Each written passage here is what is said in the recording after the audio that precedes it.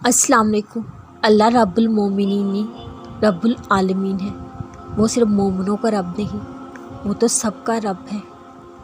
کل عالم کا رب، یعنی جو اس کو مانتا ہی نہیں وہ تو اس کی بھی سنتا ہے۔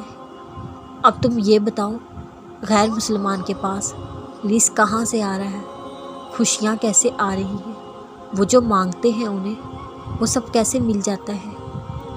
تمہارے خیال میں تم سمجھتے ہو اللہ ہم سے ناراض ہے، پیار نہیں کرتا؟ جبھی مجھ پر آزمائش بھیجی ہے، دعا قبول نہیں کی، جبھی میں خوش نہیں ہوں، تو سنو، وہ لوگ جو اللہ سے مانگتے بھی نہیں، یہاں تک کہ اللہ کو مانتے بھی نہیں، اللہ انہیں بھی تو سب دے رہا ہے۔ وہ تو مسلمان ہی نہیں، لیکن تم تو ہو، تم تو اللہ کو سب سے زیادہ عزیز ہو، کیونکہ تم اس رب کی محبت، حضرت محمد صلی اللہ علیہ وسلم کی محبت ہو۔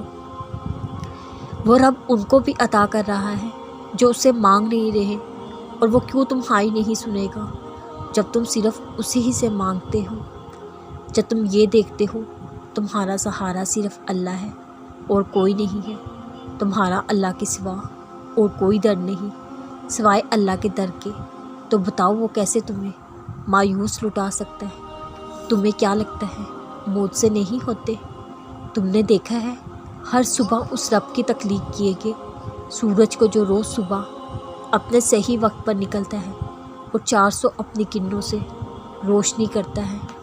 تم نے دیکھا ہے اس خوبصورت چاند کو، ستاروں کو کتنے خوبصورت لگتے ہیں آسمان پر چمکتے ہوئے، روز اپنے وقت پر نکلتے ہیں۔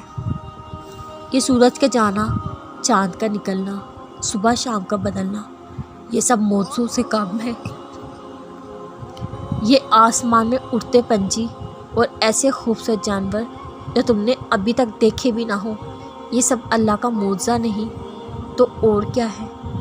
دور کہیں ریگستانوں میں جہاں خشکی کے سوا کچھ بھی نہیں، صرف بنجر زمین ہے، وہاں پودوں کا اگنا یہ معجزہ نہیں تو اور کیا ہے؟